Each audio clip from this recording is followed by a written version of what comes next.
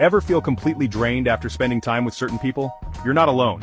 It's like you walk away from some interactions feeling lighter, more energized. But other times, it's like someone plugged you into the wall and just let you drain. We've all been there. You know that feeling. The exhaustion that seeps in, the weight that settles on your shoulders. And you wonder, is it just me? Let me assure you, it's not. There are people in our lives who take more than they give, whether intentionally or not. These energy drainers can leave you feeling exhausted, unmotivated, and even anxious. And you know what? We often blame ourselves. We think, maybe I'm not being supportive enough, or maybe I'm just being too sensitive. But here's the thing, protecting your energy isn't selfish, it's essential. So let's talk about some of the different types of energy drainers you might encounter, and more importantly, how to protect your precious energy. You know the type. The ones who always see the glass as half empty, for whom every silver lining has a cloud. The complainer thrives on negativity. They're experts at finding the downside of any situation, and their conversations are often filled with a litany of complaints, from the weather to the traffic, to the way their toast was toasted. Now, it's important to remember that everyone complains sometimes, and lending an ear to a friend who's genuinely going through a tough time is essential. But the complainer? Their negativity is a constant. They're rarely looking for solutions, and their negativity can be contagious, leaving you feeling drained and pessimistic. You walk away from a conversation with them, feeling like you just walked through a cloud of gloom, and the more time you spend around that energy, the more you start to see the world through that same lens. The key here is recognizing the difference between genuine venting and chronic complaining. When someone's going through a hard time, offer your support, listen with an open heart. But if you find yourself constantly being pulled into a vortex of negativity, it might be time to set some boundaries. Remember, you can't pour from an empty cup.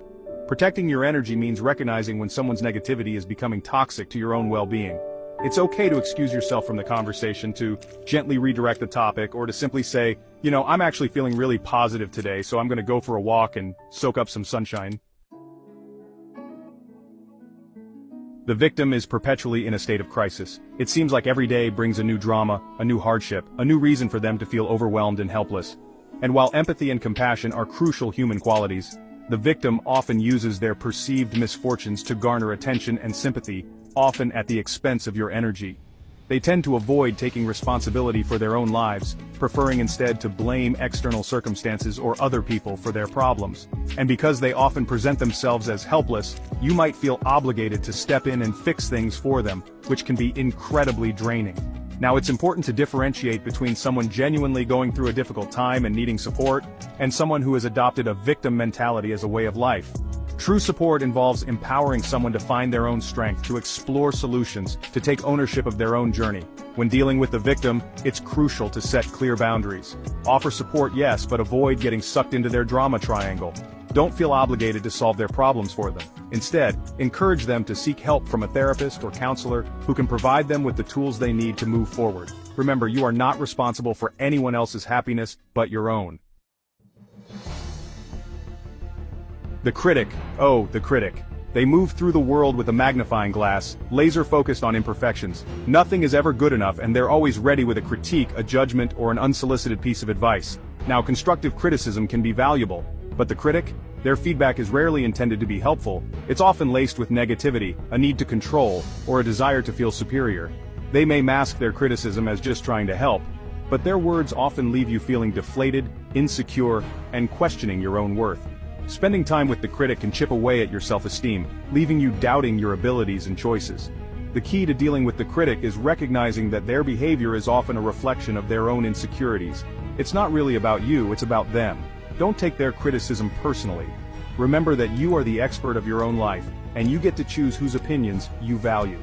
When faced with the critic, stand firm in your own truth. You can politely but firmly set boundaries, saying things like, "I appreciate your perspective, but I'm happy with my decision," or "I'm not open to feedback on this right now." Your energy is precious, and you don't have to let anyone dim your shine. We all have that friend, the one who launches into a monologue the moment you say hello. The overtalker dominates conversations, often without realizing, or caring, if you have anything to contribute. They might be well-intentioned, maybe even interesting at times, but their constant need to fill the air with their own voice can be exhausting. Being on the receiving end of an overtalker's verbal deluge can leave you feeling unheard, unseen, and unimportant.